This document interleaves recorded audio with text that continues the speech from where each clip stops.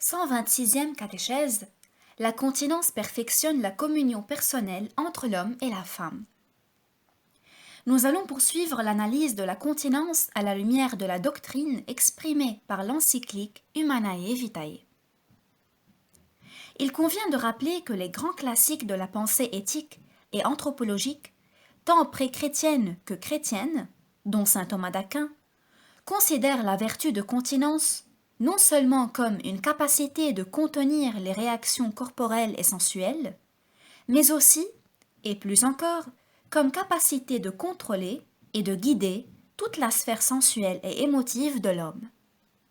Dans le cas qui nous occupe, il s'agit de la capacité d'orienter soit l'excitation vers son développement correct, soit l'émotion elle-même, les dirigeant vers l'approfondissement et l'intensification de leur caractère pur et, en un certain sens, désintéressé. Cette différenciation entre la perspective de l'excitation et celle de l'émotion n'est pas une contradiction.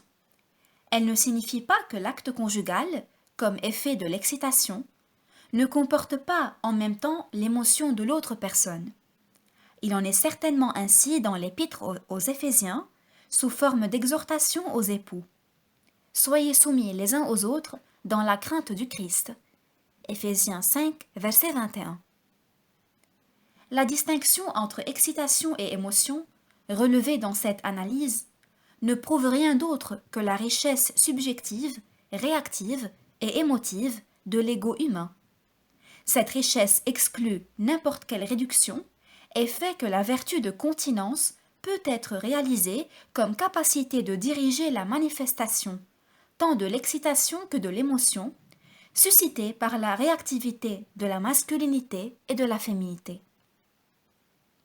La vertu de continence comprise de cette manière a un rôle essentiel dans le maintien de l'équilibre intérieur entre les deux significations, unitive et procréative, de l'acte conjugal, en vue d'une paternité et d'une maternité vraiment responsables. L'encyclique Humanae Vitae accorde l'attention requise à l'aspect biologique du problème, c'est-à-dire au caractère rythmique de la fécondité humaine. Même si cette périodicité peut, à la lumière de l'encyclique, être appelée indice providentiel pour une paternité et une maternité responsables, ce n'est pas toutefois à ce niveau que trouve sa solution un problème comme celui-là, un problème qui a une signification si profondément personnelle et sacramentelle ou théologique. Selon l'encyclique, la paternité et la maternité responsables constituent la vérification d'un amour conjugal en pleine maturité. Et pour cette raison, on y trouve non seulement la réponse à l'interrogation concrète que l'on se pose dans le cadre de l'éthique de la vie conjugale, mais aussi, comme je l'ai déjà dit, l'indication d'un trait de spiritualité conjugale que nous désirons au moins esquisser. La manière correcte d'entendre et de pratiquer la continence périodique en tant que vertu décide essentiellement du caractère naturel de la méthode appelée, elle aussi, méthode naturelle. Celle-ci est naturelle au niveau de la personne.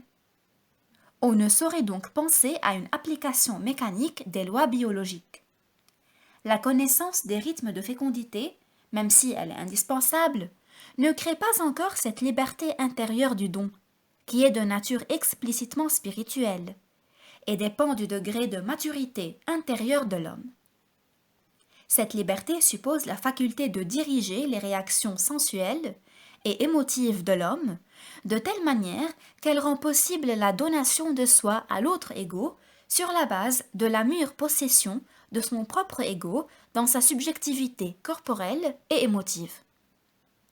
Comme nous l'avons relevé dans les analyses bibliques et théologiques faites précédemment, le corps humain est dans sa masculinité et féminité ordonné intérieurement en vue de la communion des personnes. C'est en cela que consiste sa signification nuptiale. C'est précisément cette signification nuptiale du corps qui a été déformée, pour ainsi dire à la base même, par la concupiscence et en particulier par la convoitise de la chair dans le cadre de la triple concupiscence.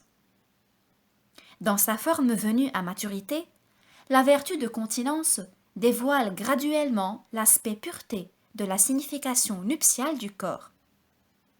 De cette manière, la conscience développe la communion personnelle de l'homme et de la femme, une communion qui n'est pas en mesure de se former et de se développer dans la pleine vérité de cette communion des personnes. C'est en cela que consiste sa signification nuptiale. C'est précisément cette signification nuptiale du corps qui a été déformée, pour ainsi dire à la base même, par la concupiscence, et en particulier par la convoitise de la chair dans le cadre de la triple concupiscence. Dans sa forme venue à maturité, la vertu de continence dévoile graduellement l'aspect pureté de la signification nuptiale du corps. De cette manière, la conscience développe la communion personnelle de l'homme et de la femme, une communion qui n'est pas en mesure de se former et de se développer dans la pleine vérité de ses possibilités, uniquement sur le terrain de la concupiscence. C'est précisément cela qu'affirme l'encyclique Humanae Vitae. Et cette vérité a deux aspects, un aspect personnel et un aspect théologique.